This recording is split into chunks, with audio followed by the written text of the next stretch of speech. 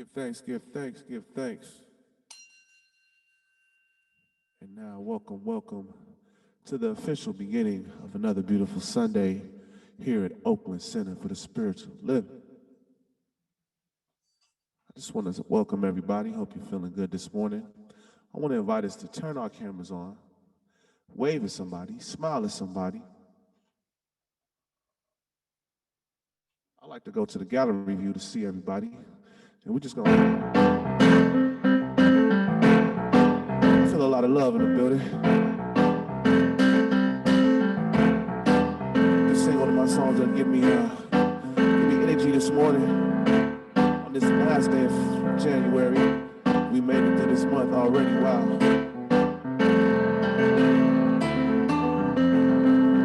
Such a beautiful feeling to wake up with you all on my mind and on my spirit. This community gets us through it all. Staying connected, staying creative, staying collaborating. We can make it together. I know one day we gon' make it. I know one day we gon' have just what we're living for. Just what we've been living for. They can't take this love from us. They can't take real love from us. It's deeper than they know. Yes, it's deeper than they know. Hey, and my soul has no limitations. My life is priceless, and my faith is endless, and I believe in truth. Yeah, as long as justice escapes us, we live for the struggles. We keep holding on, and we keep pushing on. And let me tell you, y'all, I know one day we gon' make it.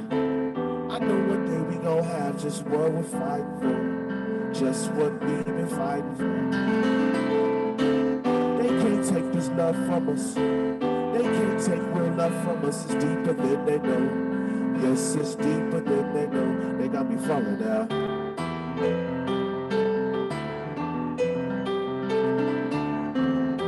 Can you feel the love? Can you feel the love?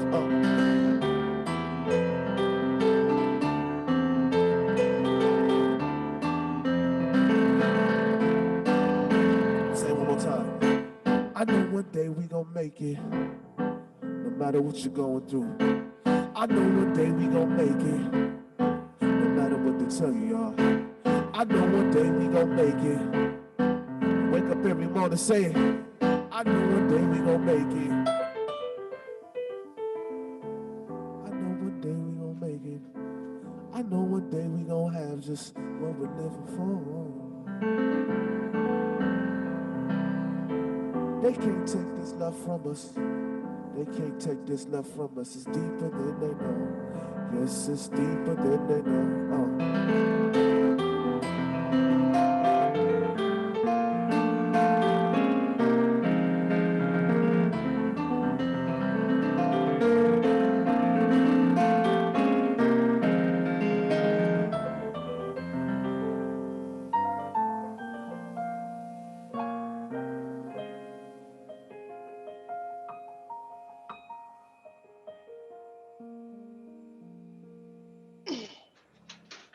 Give thanks, give thanks, give thanks. I'm going to turn it over to Eileen. Hey, good morning, OCSL. Welcome to Practitioner Sunday. Thank you, Kev. Wonderful as usual. Our musicians today are the incomparable Nina Gray and Kev Choice. I am Elena Hutchinson, and I'm your host today. Welcome to the Oakland Center for Spiritual Living online. This is a virtual space where we learn spiritual principles and practices that nourish us, uplift us, and celebrate our oneness with all of life. In order to maintain a more sacred space and enhance our online connection quality, I invite each of you to take a moment, make sure your video and audio are turned off. And we will, as usual, have an opportunity to say hello to each other at the end of the service and turn our cameras on. As we start our service, we would like to offer a special welcome to anyone who's joining us for the first time today. If you need information or want to connect with us for any reason, please email our administrative coordinator, Constance Chapman. Her email address is constance@oaklandcsl.org. And now we would like to bless our children wherever they are. If you're muted, feel free to read aloud with me. We honor all our youth and children in our community and in the world. We love you. We see you. You are Spirit's gift to us. Thank you for being in our lives. And so it is. So today I get to tell you about all the stuff that's going on at OCSL, or at least in those little black boxes. Next Wednesday, February 3rd, Reverend Tony Bradford will kick off our celebration of Black History Month with a satsang service. Our February theme is One Journey, Many Paths. As usual, the meditation is at 6:30 and the service is at 7. So our Black History organizing team has been busy creating a full schedule of activities for February. Our own practitioner emeritus, Dodie Cheney Fernandez, will be offering a half-hour lunchtime gathering Monday through Friday at noon throughout February, featuring readings from the book Devotional with Dr. Dan by Dr. Dan Morgan. Dr. Morgan was one of the early African-American science of mind thinkers, the founding minister of Guidance Church of Religious Science in Los Angeles, and a teacher to Reverend Michael Beckwith. Each gathering will also include a short discussion and prayer. So take a half hour from your lunchtime to connect and refresh your spiritual wisdom. We also have an exciting lineup of speakers for each of our Sunday and Wednesday night services for Black History Month. And more information will no doubt be on the website soon. The Monday edition of our Village News newsletter each week will be featuring interviews with African-American congregants, information about Black History Month, and much more. Make sure to put the email address for the newsletter in your contacts so that you don't miss an issue. The email address is info@oaklandcsl.org. Also for Black History Month, practitioner Chantal Rolfing and Allison McKenzie are facilitating a book discussion group discussing My Grandmother's Hands. And this group begins February 22nd. It is structured as an affinity group for people who are white identified. So watch for more information. The Women's Spiritual Transformation Group is back. It is reconvening this afternoon at 12:30 for 6 sessions. Contact Reverend Jerry if you need the Zoom login, or check the events page of our website. Today is the very last day to apply to be on the Board of Trustees. For more information, contact Deborah Jackson, or you can download an application from the homepage of the website, and that application itself may answer many of the questions you have. Our church's Facebook page has moved, but now we need your help. Because we weren't able to live stream to our old page, we've set up a new one, and here's how you can participate. The more people who like our page, the more people we can reach with our message. So please like the page and invite your friends to do so. Our new page is facebook.com/spirituallivingofficial.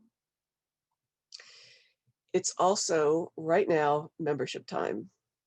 Of course, in a real sense, everyone in the village is a member in our hearts. But if you've been wondering what it means to have an official voting membership at Oakland Center, come to the 2-hour membership class on Saturday, February 20th. This class, or a certified introductory class, is a prerequisite for membership. And you can sign up to attend on the events page of the website. And believe it or not, these are only a few of the things that we have going on here. So for everything else, check the website. I'll say it one more time, oaklandcsl.org. And now we are doing our vision and mission statement together. So if you're muted, please feel free to read along out loud. The vision of the Oakland Center for Spiritual Living is to joyfully reveal the love and oneness of God. We are a welcoming and inclusive spiritual community dedicated to individual transformation and collective growth.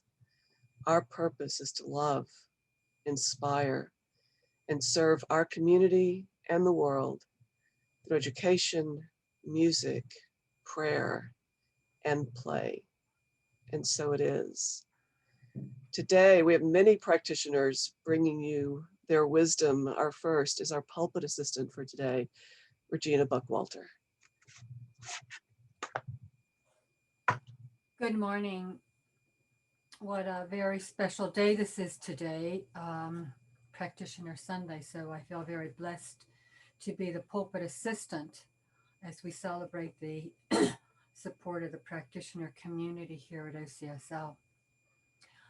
I invite you to settle inside into your spiritual center and allow yourself to just hear the words of today's reading. The first reading is from Ernest Holmes. True liberty comes only through true harmony.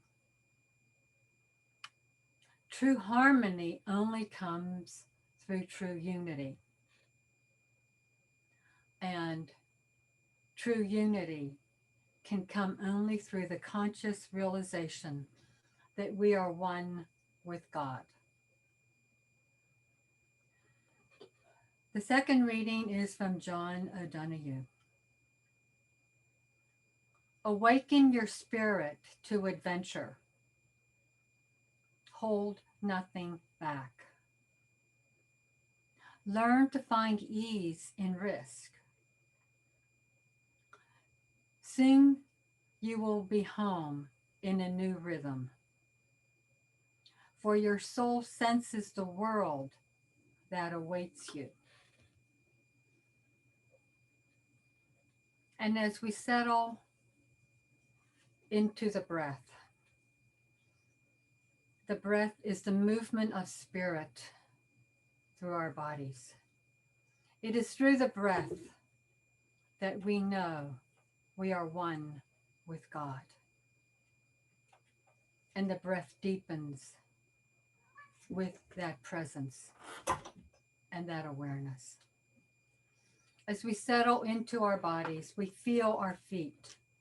We feel the support, and we know that God is good as we rest and relax in that peace and presence of God.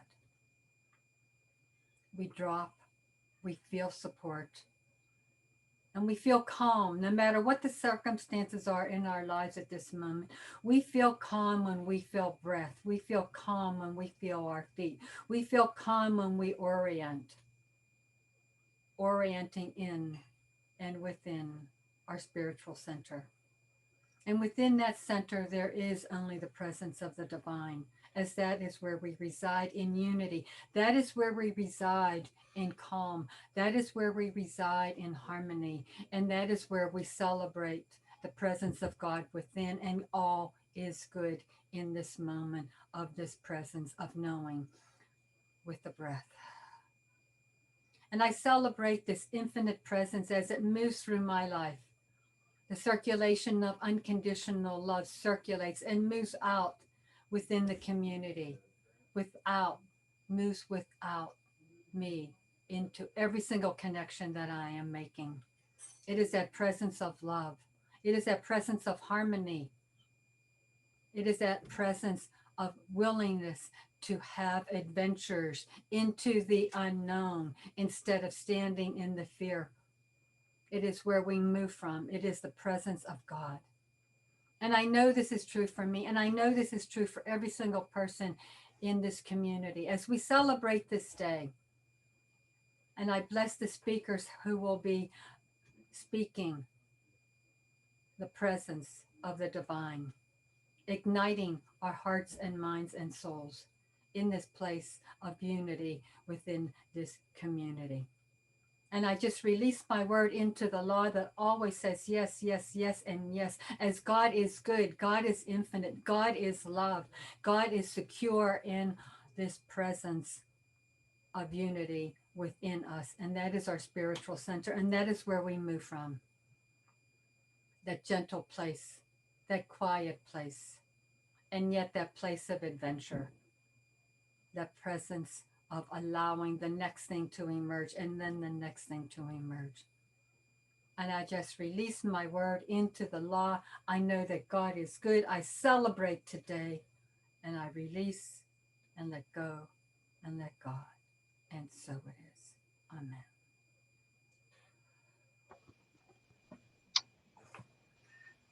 Wow. And now I introduce Nina Gray, our musician. Thank you so much, Regina. Thank you so much. Yes, yes, yes. Good morning. How are we on the volume? Can we hear okay? So good to be with you this morning. The unity that is in community, in honor of the Black History Month that we are right on the other side of, and a month that celebrates a holiday of love. I'm sharing a song this morning called May I See Love. And if you want to sing along, the lyrics are real simple in the chorus. May I see love and may I speak love. May this be a prayer and mantra that you take with you for the rest of the day and perhaps the rest of this month to come back to that holy space of seeing through the eyes of God, living through the eyes of God, and existing as the presence of love.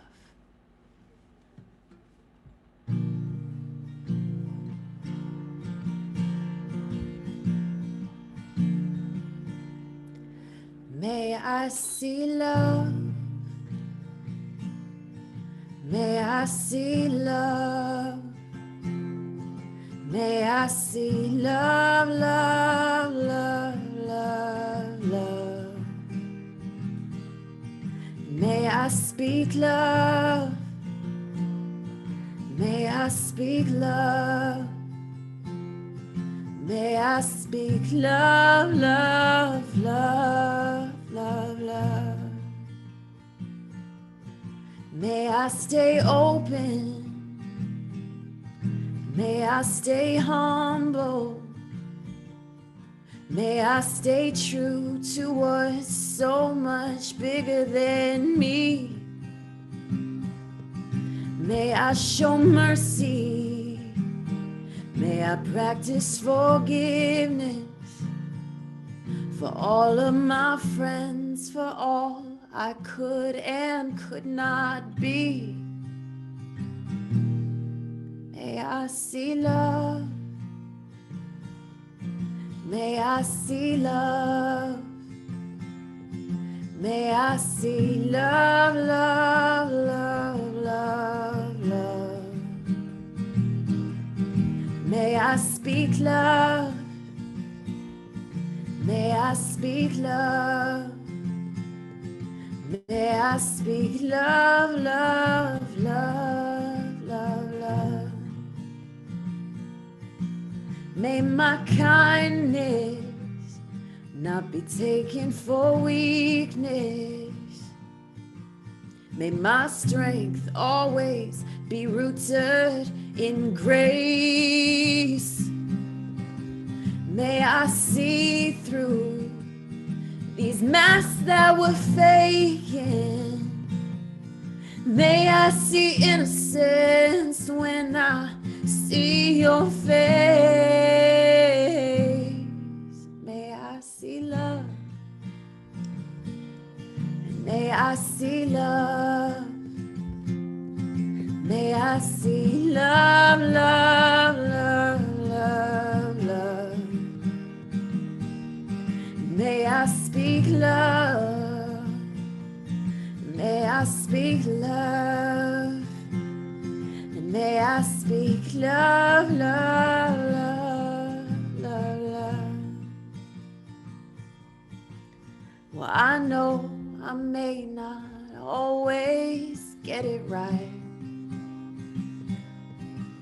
And I know I may not always see the light. But I know I'll always try every day of this one and precious life. May I see love. May I see love. May I see love, love, love, love, love. May I speak love. May I speak love. May I speak love, love, love, love, love, love, love, love. And may I serve love. May I serve love. May I serve love, love, love, love, love, love, love, love. May I sing love. May I sing love. May I sing love, love, love, love, love.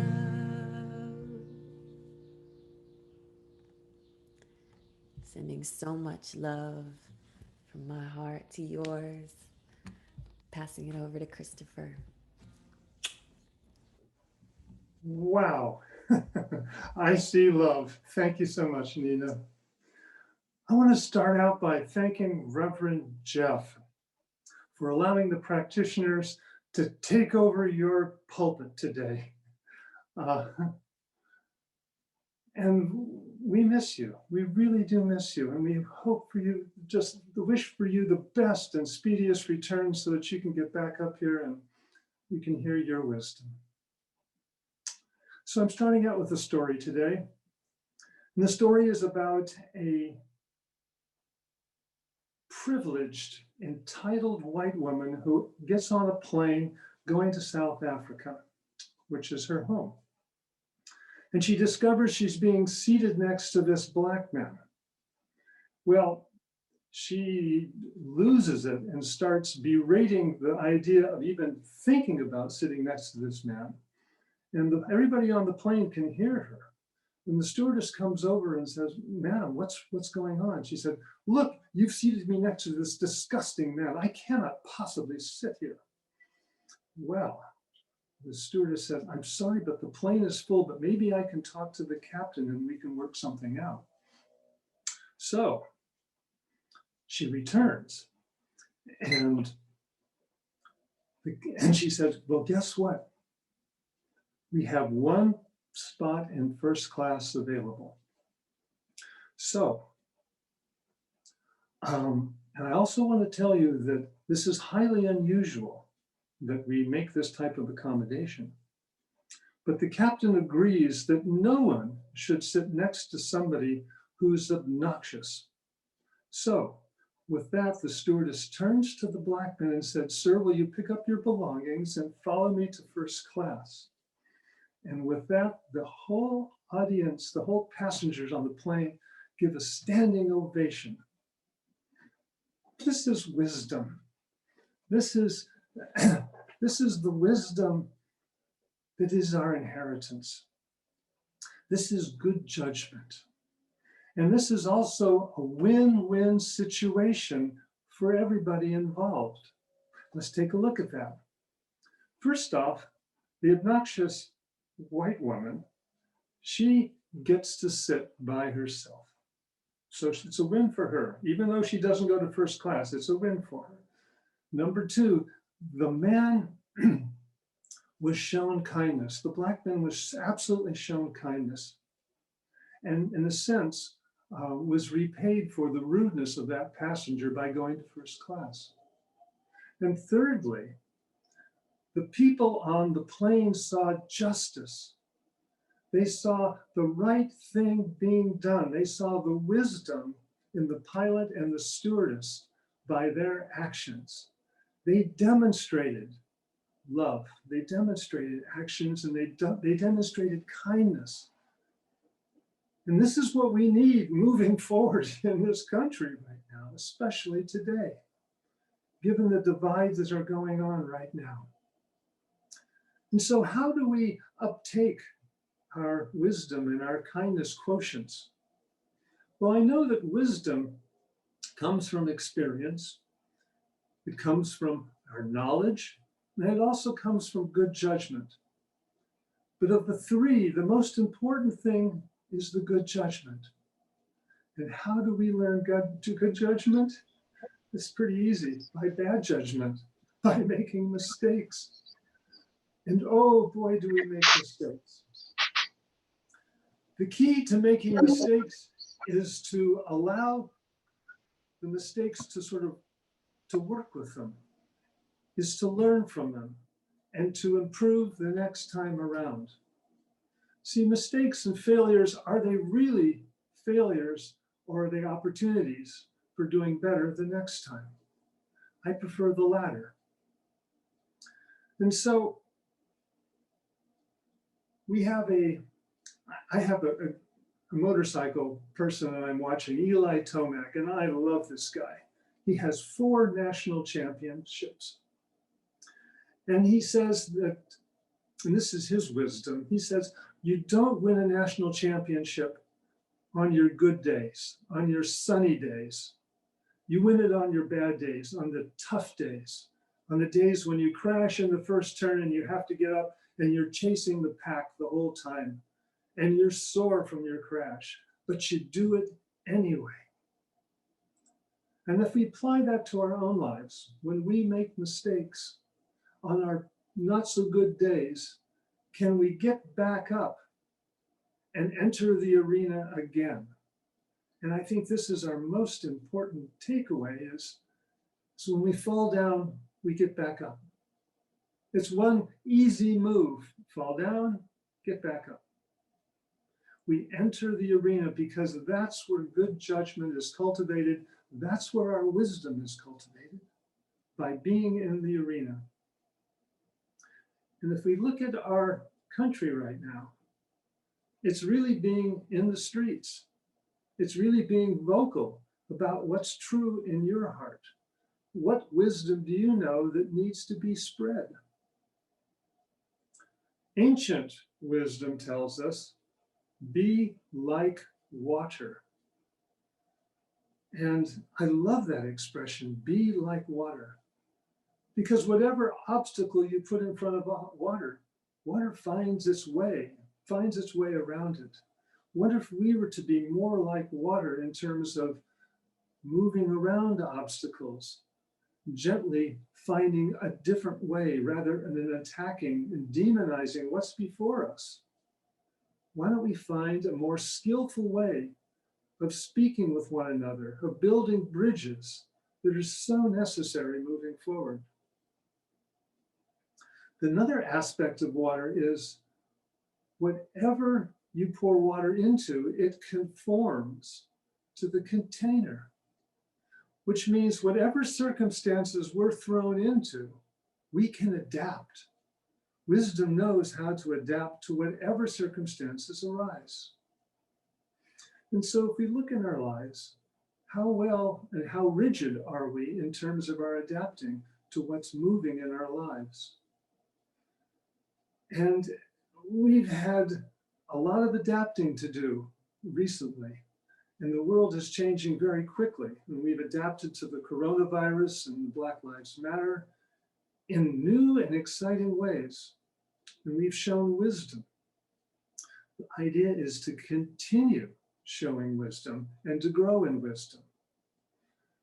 Socrates talks about, well, this is his quote, and I have this quote on a rock in my front yard, and I love this quote. Whatever authority I have rests solely on knowing how little I know. And what that tells me is Socrates is not attached to any position because he knows that everything is moving, it's fluid, and that we need to adapt in the moment, this day, not to worry about what happened last month, week, whatever, but to be aware and awake in this moment so we can see freshly with new eyes what's before us and what's to do now. This is, in essence, how we learn good judgment, is we let go of our fixed ideas of how it should be, and embrace possibilities of how it could be. And we move towards that inspiration, towards that vision.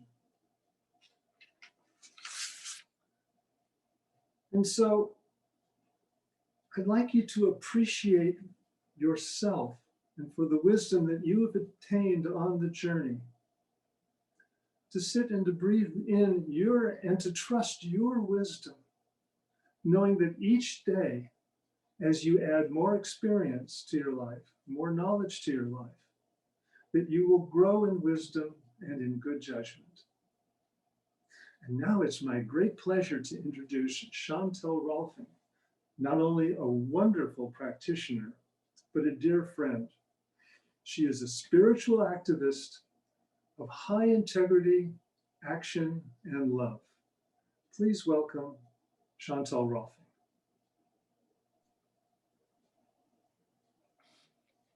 Thank you so much, Christopher, and for your wise words as usual. I always love listening to you. So I'm very happy to be here this morning on Practitioner Sunday and to have the opportunity to speak, even if virtually. I want to continue on with the theme of how the individual journey relates to the collective journey. As I talk about the cultural change that is happening right now in this time of evolutionary vision. It's a very interesting time of change in our country, as we have to face and reckon with our shadow issues of racism, sexism, poverty, disconnection from our environment, on top of a global pandemic. These painful issues have been exposed, and in a way it's good, because we can't change what we can't see, right? So, what is required for this journey of evolution in our collective consciousness? In addition to wisdom, as Christopher spoke to, the other thing I think that's really required is courage. The courage to envision and be something greater than we've ever been. So I'd like to talk a little bit about my hometown heroine right now, who's Kamala Harris, our new vice president, the first woman and woman of color vice president in the United States. And in this slide, I was very moved by watching her inauguration. And you can see in this slide, this little girl being pretty excited too. For she is growing up seeing a woman that looks like her in a position of power in a way none of us have before in the history of our country. Regardless of politics, what does it do to our individual and collective consciousness to see the first woman of color vice president? How did you feel? How do women around the globe feel? And specifically women of color, and Black women, South Asian women. It reminds me of how my mother became very depressed after Hillary Clinton lost the 2016 election. And she said to me, "Now I won't be alive to see the first woman president." And it's true, she didn't live to see the first woman president. But her vision as part of the collective vision is what helped us to get to the place that we're at now, where we see a woman in the White House for the first time. So I imagine my mother is rejoicing right now. Ernest Holmes said, "With a penetrating vision, you can dissipate the obstruction, remove the obstacle, and dissolve the wrong condition." A penetrating vision has always been a driving force for change, as well as a driving force in Vice President Kamala Harris's life. I feel inspired when I think about her life and the barriers she has overcome. She is able to stand up confidently and speak truth to power. She's a real badass, as I would say. And yet she also has this great sense of compassion for those less fortunate than her. So how did Kamala Harris get here? So in this next slide, really illuminates the legacy of white male leadership in our country, showing all of the photos of the vice presidents in our country's history. As you can see, there's a red box which portrays the time until which Kamala Harris as a Black woman would have been enslaved. The blue box is where she could first vote, and the yellow box, the time she would have had to attend, up until that time, a segregated school. And the green box is when she could first have her own bank account. Women of color in this country have carried dual burdens of legacies of oppression, violence, and discrimination. Kamala Harris frequently talks about how she stands on the shoulders of those who came before her, and it's true. She came from a family legacy of activism, with her grandfather working for Indian independence and her grandmother courageously sheltering battered women and confronting their abusers in India. And she grew up with parents who were civil rights activists in the 1960s. And she also stands on the shoulders of women of color in history, such as Sojourner Truth, Harriet Tubman, Rosa Parks, and so many more, who had incredible vision and courage for their times. In the next slide, you may have seen this famous depiction of Kamala Harris walking alongside the shadow of the trailblazer Ruby Bridges, who was the first Black child to desegregate the schools in Louisiana in 1960. She became a lifelong civil rights activist, and Ruby Bridges to this day reminds us, don't follow the path. Go where there is no path and begin the trail. I personally feel a connection to Kamala Harris, as she and I grew up about a mile from each other in the flatlands of Berkeley around the same time.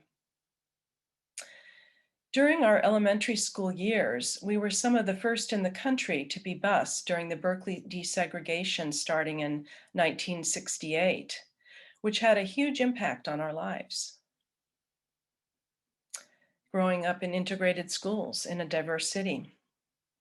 Of course, some of our experiences were very different.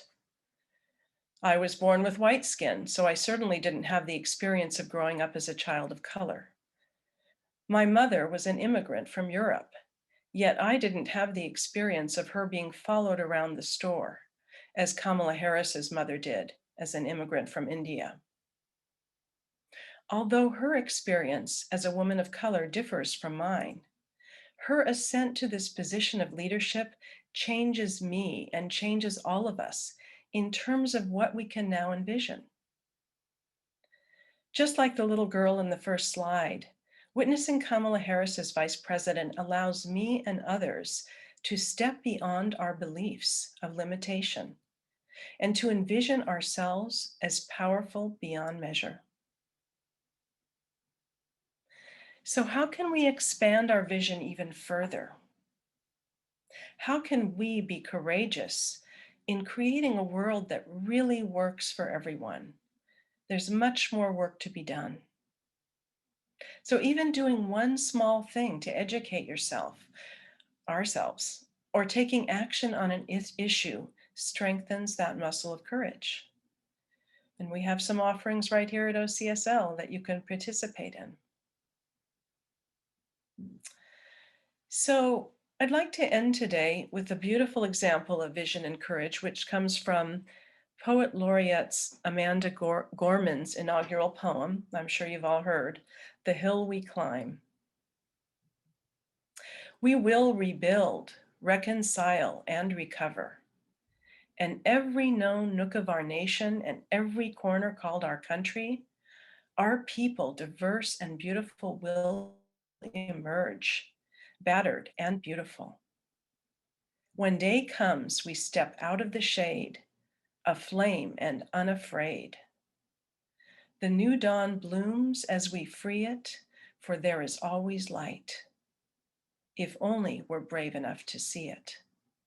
If only we're brave enough to be it. Thank you. And so now I am delighted to pass the baton to my dear friend, a spiritual artivist, as she likes to call herself, and practitioner extraordinaire and wonderful person, Robin Rice Olmsted.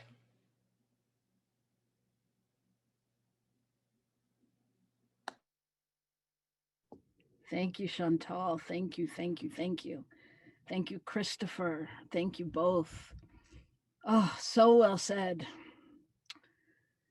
It's such a journey. It's such a journey and such an honor to walk this journey with my colleagues, Christopher and Chantal. Oh, let's just take a breath. We've taken in a lot of information already. And just letting it go, just releasing it. So here we are, January 31st, 2021. Doesn't it feel like this month has just sped by? It's been chocked full of historic moments, some of them good, some of them not so good, but definitely, I think, as the reading spoke to awakening our spirit to adventure, our spirit to adventure is awake, alive, and ready to rumba. So now Christopher spoke about wisdom and Chantal took us on a journey. And I'm going to borrow from another journey that you probably are all familiar with, The Wizard of Oz. So you probably remember that Dorothy's journey begins in Kansas. And now this is no offense to Kansas, but it's portrayed in black and white and very drab and not exciting. And somewhere Dorothy is anxious to leave. Now, how many of you have been to Kansas? Or how many of you have been somewhere that you're anxious to leave? I would venture to say that probably most of us can say we've been somewhere we couldn't wait to leave. So Kansas is where all of our spiritual journeys begin, no matter who you are or what experience or where you start from. It's the prison of the ordinary. It's the prison of the mind that keeps us hostage, that keeps us playing small. Now, maybe for us, it's a workplace we want to leave or a job that we feel stuck at or a relationship that doesn't serve us anymore, a change in political leadership you might be waiting for, or some kind of situation that you want to shift. It's a place where you cannot find the rainbows. Now, as Dorothy begins her journey, Kansas is a state of mind. We've all been there. Some of us may live there and others of us drop in frequently. And I say this because we all forget from time to time the brilliance of what we have and who we are. The people in our lives who love us and the privileges that we have amidst the seeming chaos. And the good things that abound even when they're overshadowed by horrific headlines or in our daily news. So yes, Kansas is a state of mind. And once you realize you're in it, then you have the opportunity to change it. So now, as Dorothy is transported to a new beginning, she awakens in a land filled with color, and munchkins and joy. It's quite different than Kansas. It's awake. It's alive. It's all new. She then meets the Scarecrow, the Tin Man, and the Cowardly Lion. And we know them. How do we get anywhere in life without them? Here's my synopsis of who they are in this story. The Tin Man's desire is for a brain, and he represents our search for wisdom. The Scarecrow's heart is the love that we all seek for ourselves. And my favorite is the lion, who is constantly in fear and seeking courage. And he reminds us that to fully be ourselves requires us to be courageous and to stay awake and aware. Now, all three of them feel that they're lacking something. Sound familiar? At some point, we've all questioned the truth of who we are, our value, or what we're here to do. And even though we're all one, we struggle to see the beauty, to see the grace, to see the wisdom within ourselves and in others. We struggle to see it out in the world. And yet, when we align with what the I am presence, we are inseparable from it. We can be nothing less than that love and that brilliance and that beauty and that grace and that compassion and that wisdom. We're whole, perfect, and complete. And if we question ourselves, we question our faith, our belief in the one presence. Now, our questions are ongoing inquiries, and they occur when we are fearful. They're really here to remind us to stay awake, to remember. So now, as we enter this new year, I'm feeling a renewed spirit in our country. Maybe you feel it too. As Chantal alluded to, we have made great strides, but our journey in this country is far from over. We've been witnessing a death in this country, a very slow, painful death. The death of racism, the death of hatred, the death of old beliefs. You are being called upon to unite with your cowardly lion, to really call on courage that we need to navigate these unprecedented times. These times of social justice and Black Lives Matter and White Lives Matter and All Lives Matter and white supremacy and global warming, people are relearning how to talk to each other. Something is dying and something bigger is being birthed. This takes courage. We're being called to hold steadfast to our vision. Hold steadfast to our truth. And the truth is, if I want a world of unity, then I have to acknowledge the separateness that exists within me. If we are going to hold the consciousness of unity, then we need to look inside ourselves to see the places of separation, of hatred, and violence. Now, you may say, I'm good. I don't hate. I'm not a hater. It's not that simple. These places can be subtle and hidden. It can be as big as outrage over a major global issue, or it can be as small as a hand gesture you may make to that person that cuts you off in traffic. Or how about when you say what you say to yourself when you look in the mirror? The stories we tell ourselves about what we can or can't do and why.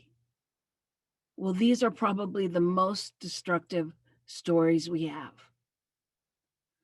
Do we have the courage to change our story?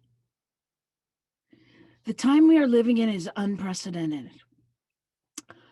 Michael Beckwith calls the coronavirus the corona bonus.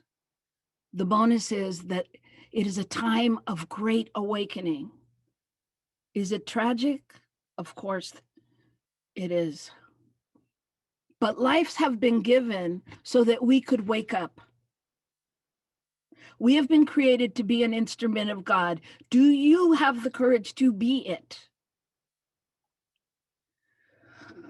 While the scarecrow, the lion, and the tin man address our inner fears of not being enough, not knowing enough, not having enough, they also remind us that we live in a time calling forth the truth with a capital T. We cannot go back to sleep. We must have the courage to embody what we have learned on this journey and to stay awake.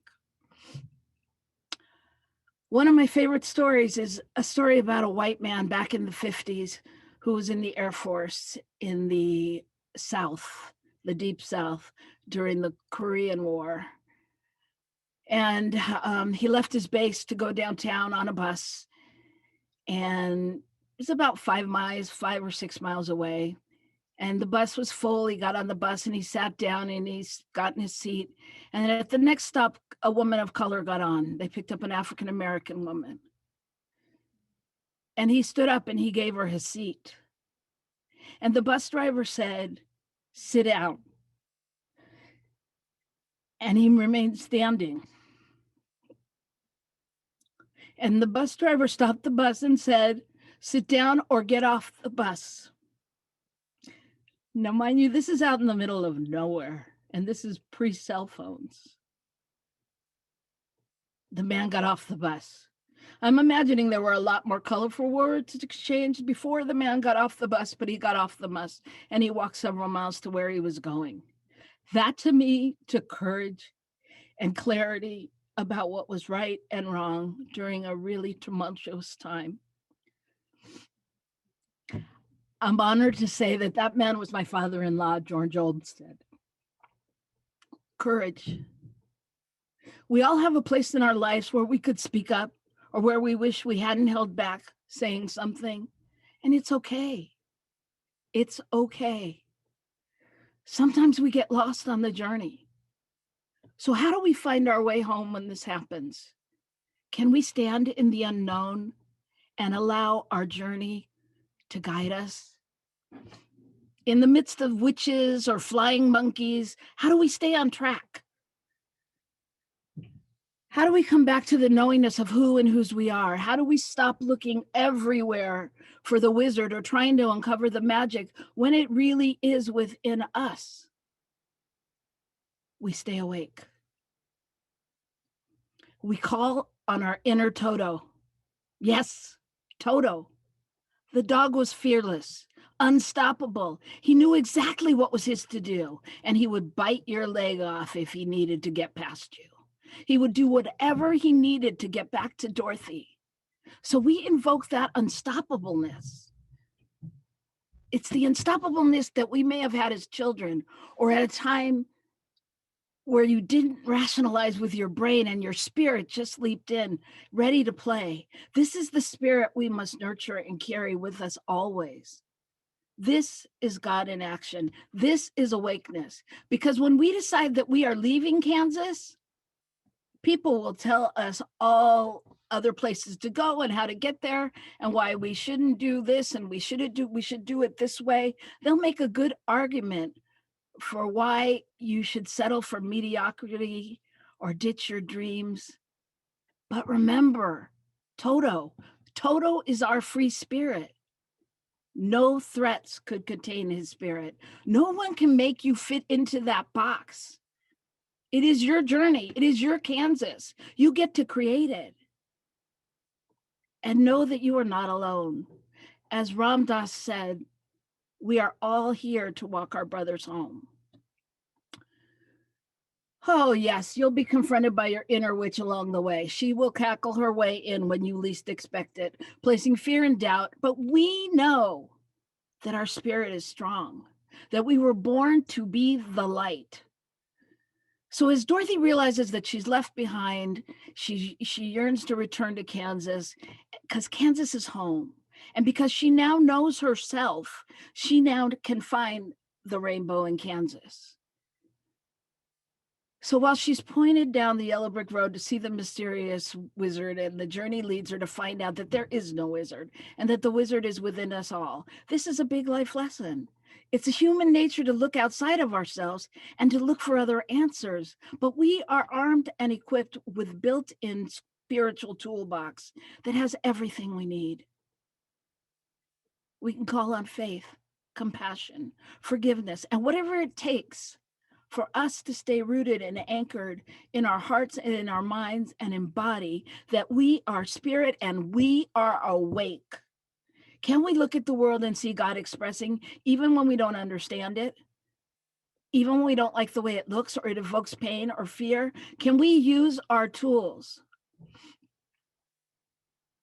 Can we call on our heart to meet fear and disgrace with love and forgiveness? Can we call on our minds to discern what we see and be able to observe it and not absorb it as the truth? To not get caught up in the pain and the disappointment. And can we call on our courage to stand in the unknown and trust the next step? This is the journey. Individually, as a community, and as a country. When the tornado is coming, there's no one that can help you. You must stand at its center and look directly in the eye of the storm, remembering what Dorothy learned at the end of her journey. Glinda spoke the truth as she told her, "You've always had the power, my dear. You just had to learn it for yourself." The wisdom of the journey.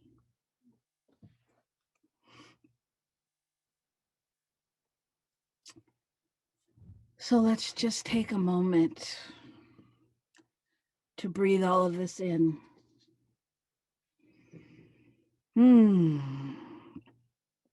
To acknowledge our journey. Just breathing in all the beauty that has been spoken today.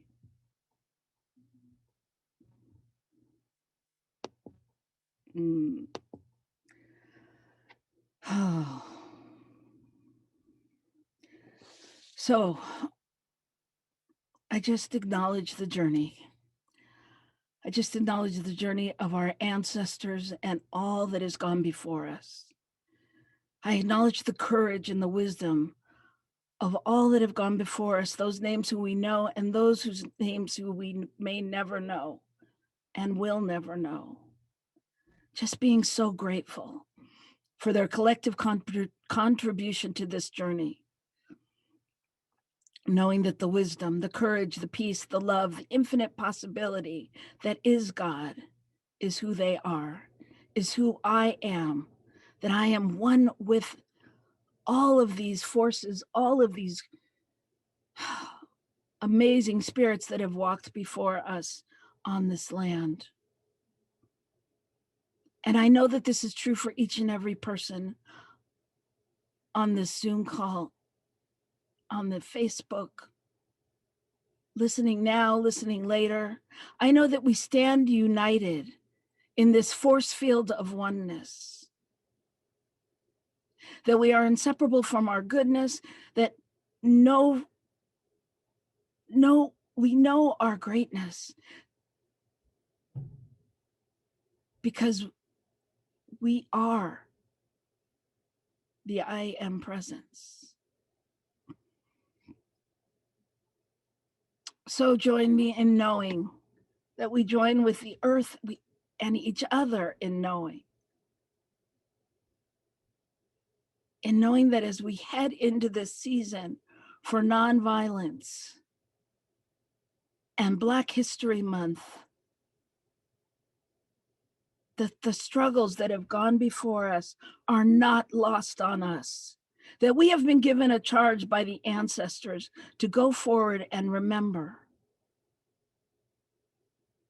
To remember the words of Martin Luther King, that now is the time to make real the promises of democracy, that now is the time to rise from the dark and desolate valley to the sunlit path of justice, that now is the time to lift our nation from the quicksands of injustice to the solid rock of brotherhood, that now is the time to make justice a reality for all of God's children. We stand solid in our faith, our courage, and conviction to love, to truly allow love to become our legacy.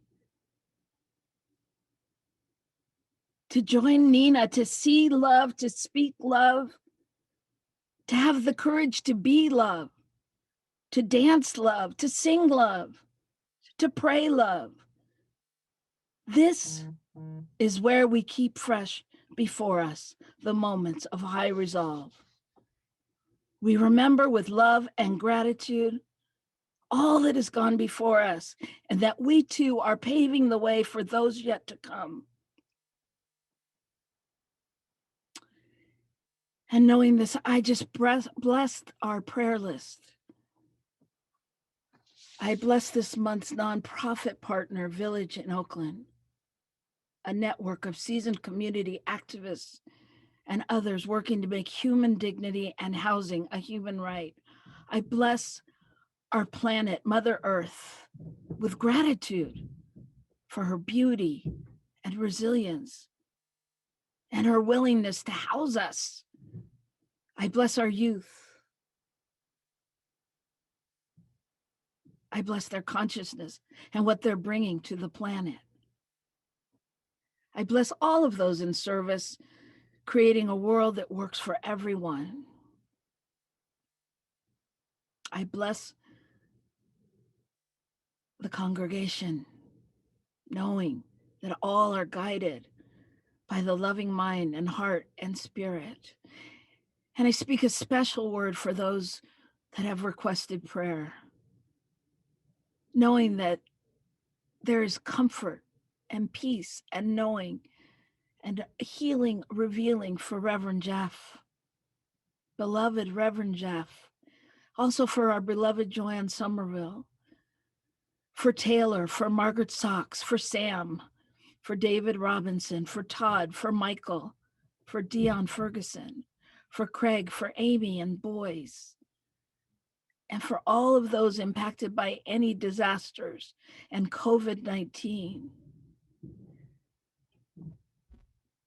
I'm knowing that in this time that our government is safe, is blessed, that our country is safe and blessed, that our planet, our world is united in calling forth that peace of mind for all people.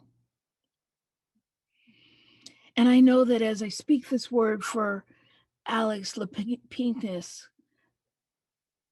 as he's made his transition, that he is still inseparable from us, that he is right here with his OCSL family. And I know that he soars to his greatest yet to be. And as he does, he takes us with him on that journey of freedom. Oh, where I just know truly with this courage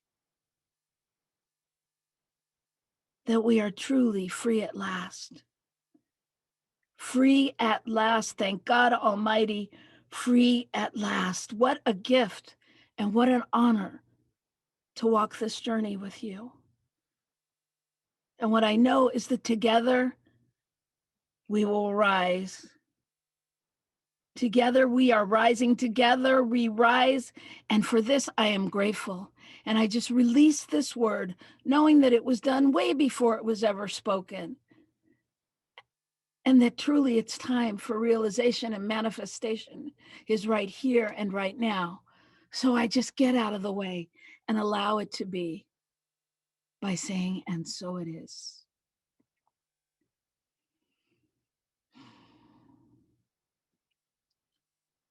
Amen.